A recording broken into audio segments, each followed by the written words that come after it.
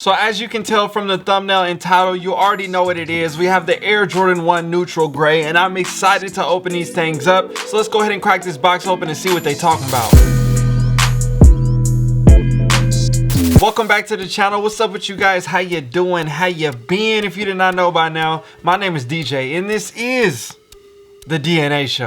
Now, if you haven't already, make sure you hit that subscribe button. Don't forget to hit the bell notification for every time I upload a new video, and make sure you hit that like button because that helps the algorithm oh so much. So for those of you that do not know, the Air Jordan 1 Neutral Gray hasn't came out since the original in 1985. There was a select amount of colorways that came out back in the day. As you can see from the photo right here from somebody else's collection, there were definitely a good amount of shoes that came out back in the day, but nothing anywhere near to how many colorways have come out in the current time. But no matter how many crazy different colorways that we get year after year after year, it doesn't matter, because when it comes to an OG, you always have to pay homage to that. And today we have the Air Jordan 1 Neutral Gray finally getting released again, and I am so excited to unbox this shoe. Unfortunately, this is not my size. My homie hit on these on Sneakers app and got them early. I had to get them for the review for you guys, and I'm still working on getting myself a pair as well. Starting with the box, you have your classic OG style Air Jordan 1 box, but this one is reversed. Instead of black and red, it's red and black, and we have seen this recently on the previous 85 Air Jordan 1,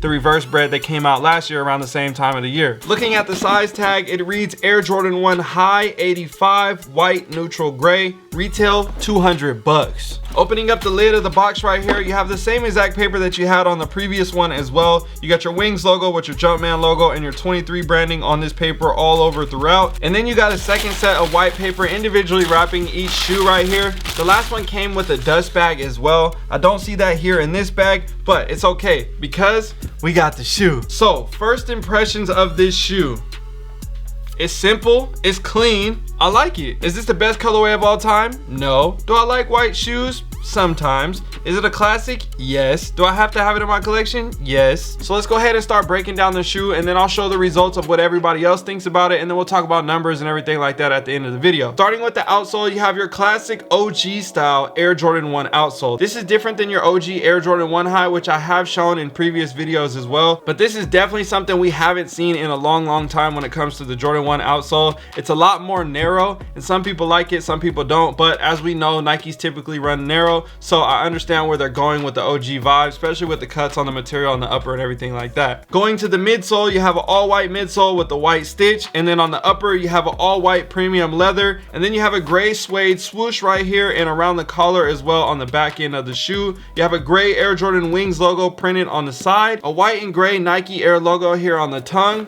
Looking at the sock liner, you have an all gray sock liner. Another dope hit that I really like about this shoe as well, they put the OG stamp, how they used to size it, in the style code number that's stamped on the inside of the foot right there on the collar. They still replicated that style here on this shoe, and I really like that because that gives you that OG vibe. Yes, you have your size tag here on the inside of the foot for the newer style with everybody else with the QR code and everything like that, but I do like that OG hit right there. Another thing that I really like as well is the branding on the inside right here with the sticker, your classic OG sticker that you used to get back in the day, reminiscing all the OG hits and showing heritage and homage to the OGs is always a dope piece, and I think partially that's one major reason why I like this shoe so much. Again, it's not the best shoe ever, but I think from a collector standpoint and simply the respect of the Air Jordan 1 itself and all the OG colorways and how they created the hype to today, I think you got to give it its respect, and you got to have something like this in your collection if you are a collector that wants to have stuff like that. So for me personally, I would like to get all of the newer Jordan 85 retros that they do plan on coming out with.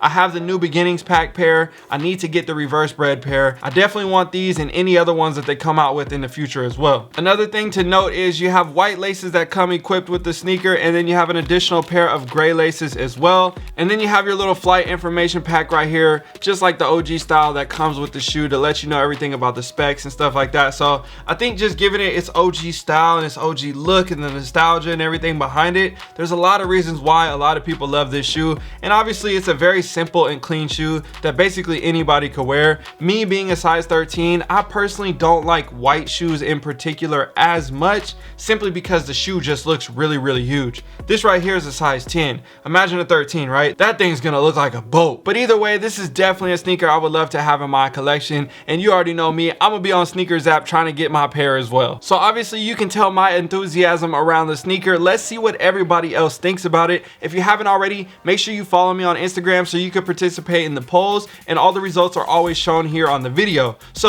this is what the people said. 93% of the people chose fire and 7% of the people chose trash. I'm not exactly sure why the people chose trash. Me, I think it's 100% slam dunk, ready to go. Like, everybody gotta have this shoe. I wish everybody could. There's only 23,000 pairs that were made. And another thing that I didn't talk about earlier is this pair isn't numbered. The reverse bred pair came numbered from 23,000 pairs, but it was only on the bag, and that was something that I didn't really like as much, simply because I wish they would have numbered the shoe. That way it just kind of made it a little bit more unique. And to know that there's 23,000 pairs but then they don't number the shoe, for me personally, I always think that's a dope hit on the sneaker. I know it doesn't cost much more for them to do that, but it's just something they didn't want to do. For me, thinking like this shoe's $200 retail, I would expect that to be something a part of the sneaker. Let me know what you think down below. Should they have numbered each shoe individually, especially saying that there's only 23,000 pairs, and we're starting to see a trend of the 85 only having 23,000 pairs. So that makes me assume if they're gonna make another Air Jordan 1 85, they're probably gonna do 23,000 pairs of that colorway as well. And hopefully on that one, they actually number the shoe. We shall see. So right now, this sneaker is currently $200 retail. It is going to be limited to where it is releasing. I understand it's not only releasing on SNKRS app, but there's not too many places to get it from.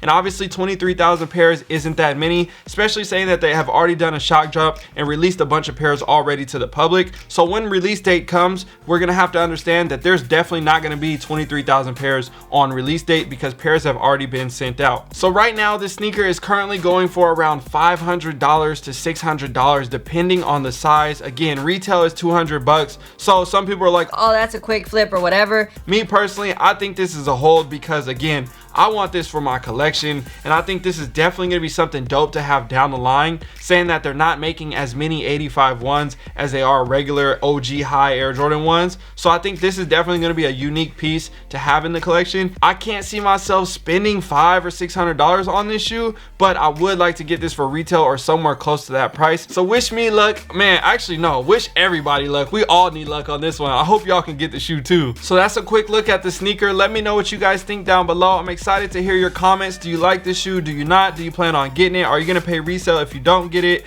What is it? Is it overrated? Is it whatever? I don't know. Just let me know what you think down below. I appreciate you guys as always. I'm gonna see you in another one. We got plenty more videos coming soon. All right, y'all, I'm out.